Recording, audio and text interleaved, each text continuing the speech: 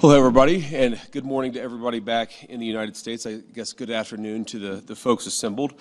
So look, yesterday was a very, very good day. We made a lot of good progress. We did exactly what we wanted to do, which is accomplish 4 things for the American people. First, we wanted to build a mechanism for keeping the Strait of Hormuz open. It is open. We've seen, of course, gas prices and oil prices come down, millions and millions of barrels of crude and natural gas flowing through the Strait of Hormuz that weren't flowing before. But we also wanted to make sure that we actually set up the coordination mechanism so that we could demine the Straits of Hormuz, so that when there are the conflicts that inevitably come up, we can make sure we work through them rather than that leading to escalation, and that is exactly what we did yesterday. Number 2, we also wanted to build a mechanism, a similar mechanism, for deconfliction for the regional ceasefire. As the President of the United States has himself said, sometimes these ceasefires just mean you're shooting a little bit less, but we wanted to make sure that we had the proper coordination set up so that if there is shooting, if Hezbollah fires at Israel or if Israel responds, if there are other conflicts that arise in the region, we're actually talking to each other and figuring out how to stop the shooting, how to make the region safer, our allies and everybody else. We set that up as well. Number 3, and this is probably what we're most excited about as Americans, the Iranians have agreed to invite IAEA inspectors back into their country. That is a major milestone for the American people and the first step in permanently denuclearizing or permanently ending a nuclear weapons program in Iran. And that's exactly what we wanted to do. That's exactly what we asked to happen. We made a lot of great progress on other nuclear talks. And that leads me to the final thing that we wanted to accomplish, which is actually set up the process for the technical negotiations that will follow. Our teams working with the Iranians, the Qataris, and the Pakistanis made great progress yesterday. They will continue to work at the technical level with the teams here in Bergenstock, and then those technical negotiations are going to continue over the weeks and days to come. We wanted to set up a structure for that so that you could have proper political oversight, but obviously, as much as this place is very beautiful, I can't stay here for the next 60 days. I'm about to go back home to the United States, but the technical teams are going to be working with proper oversight to make sure that we're accomplishing the objectives that matter for everybody. So those are the things that we wanted to accomplish. We came here, we did exactly that. The way that I think about it is very simple. We laid a very good foundation for a successful final deal. The final deal is the house. We set the foundation. We haven't built the house, but we've laid a successful foundation to get to a good place for the American people. I think it's important for all of us to appreciate how much was done, but honestly, there is still a lot to do as we continue to make progress on the nuclear talks, on the economic talks, as we continue to demine the straits and ensure that that flow of traffic continues to pick back up. A lot of progress, but still some work to do, and we're very committed to doing exactly that. So with that, I'm happy to take a few questions from guys in the audience. I appreciate you guys being here. Let's start with you. Thank you, Mr. Vice President. Did the President's threats yesterday really throw a wrench in negotiations? There were reports that the Iranians walked out at one point. Can you just clarify and tell us what happened? No, they didn't throw a wrench in the system. The thing with the Iranians, yes, they did threaten to walk out, or at least there were social media threats that they would walk out.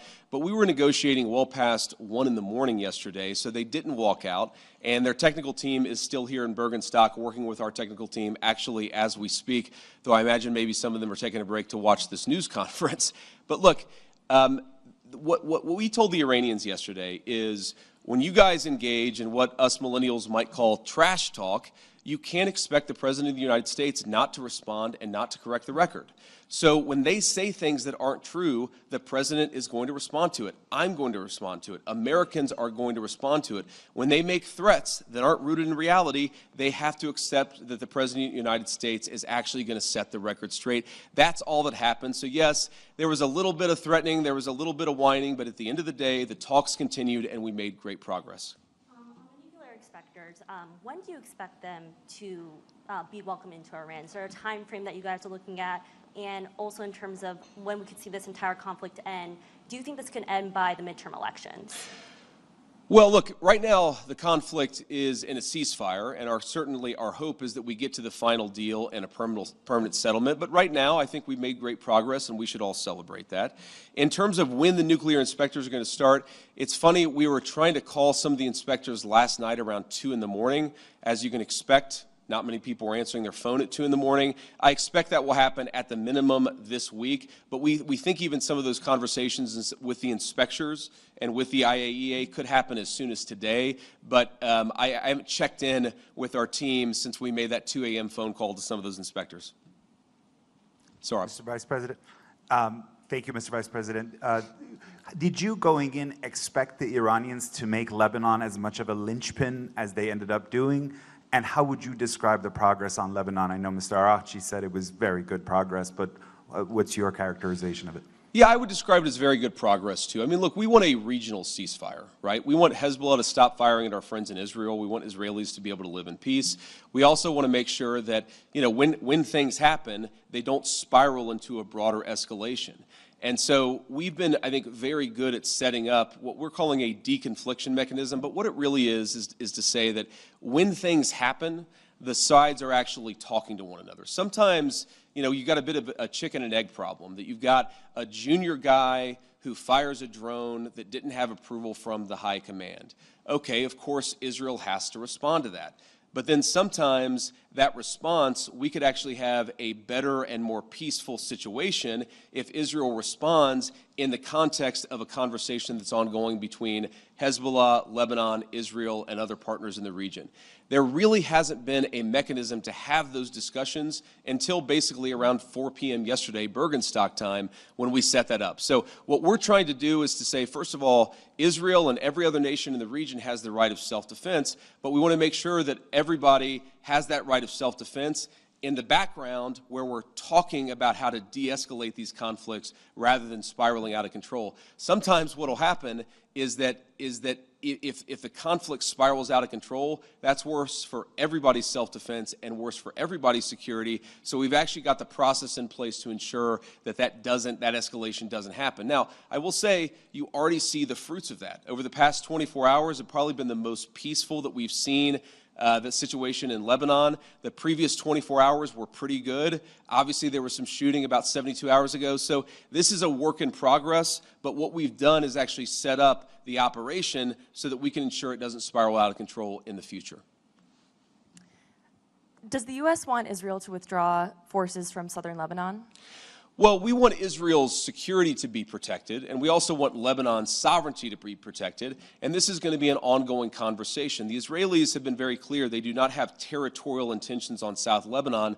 The reason they feel they have to be there is because they're worried about Hezbollah fighters in South Lebanon firing into Israel. We do believe, of course it's going to require a lot of hard work, that we can get to a place where Lebanon's territorial integrity and sovereignty is protected, Israel's security is protected, and that's going to require some coordination with the Lebanese armed forces, and also it's going to require the Iranians to rein in Hezbollah. That's all the sort of things that we were talking about yesterday, and again, I think that we got much further compared to where we were just 24 hours ago.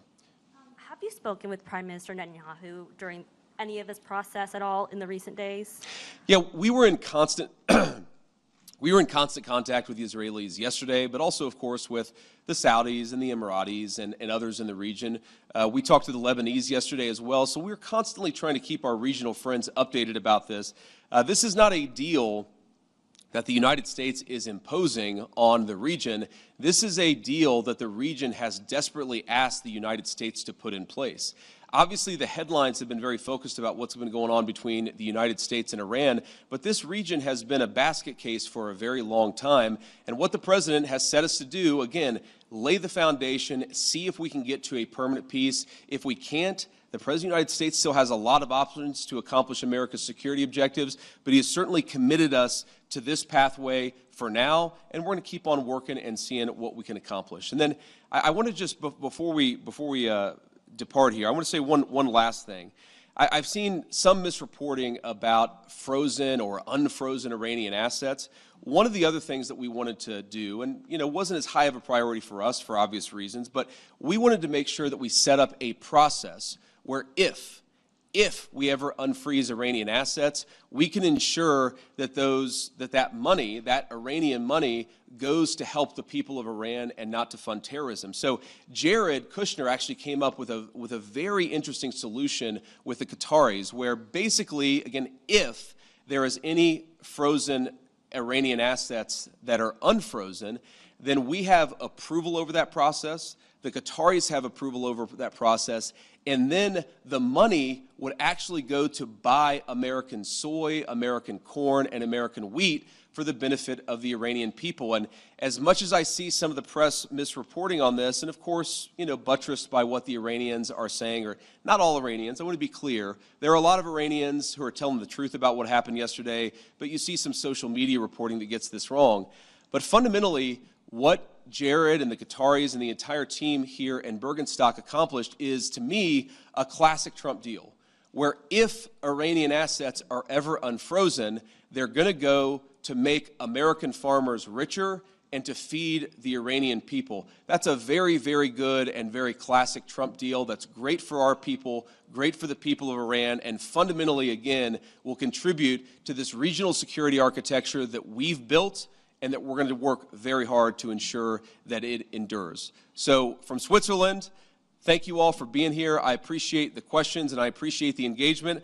I'm looking forward to going back home, and we'll certainly keep everybody updated on what happens in the days and weeks to come. Thank you all.